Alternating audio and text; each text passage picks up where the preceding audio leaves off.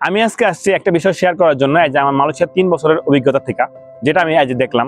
আমাদের শুধু একটাই প্রশ্ন, বিদেশে গেলে অনেক বেশি কষ্ট। আসলে কষ্টটা কেন হয় সেটা আমি আজকে আপনাদের কাছে শেয়ার করব। আসলে আপনার পুরো ভিডিওটা দেখলে হয়তো বা কিছুটা একটা গেস করতে পারবেন যে আসলে কষ্টটা কেন হয়। অ্যাকচুয়ালি আমাদের কষ্টটা হয় হলো যে কমিউনিকেশনের জন্য।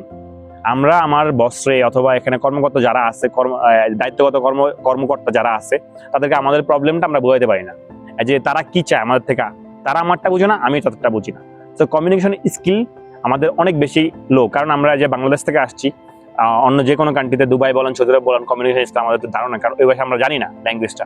তো আপনারা চেষ্টা করবেন যে যদি যে কোনো কান্ট্রি জানেন, যারা বিদেশে আছেন তারা তো বুঝতে পারতেছেন, সবাই আসার পর বলে বিদেশে অনেক বেশি কষ্ট। আসলে কষ্টটা কি কারণ হয় সেটাই হলো যা মেন কমিউনিকেশন। সো আপনারা চেষ্টা করবেন কি, আপনারা যখন আসবেন, যখন আপনাদের একটা প্রসেসিং চলতে থাকে, অলমোস্ট আপনার 1 মাস 2 মাস 3 মাস, কারো 6 মাস, কারো 1 বছর লাগে যায়, এর মধ্যে থেকে আপনারা দেখবেন যে ট্রাই করবেন যে আসলে বেসিক কিছু ভাষা আপনারা শিখে আসার জন্য। বেসিক যেটা আপনারা মনে করেন হাই হ্যালো এভরিথিং, অথবা কথাবার্তা এজ এ ইংলিশ হোক, অথবা আপনি যেই কান্ট্রিতে যাবেন ওই ল্যাঙ্গুয়েজ হোক, যে কোনো একটা ল্যাঙ্গুয়েজ হোক না কেন, আপনি এজ এ শিখা যাওয়ার ট্রাই করেন বেসিক।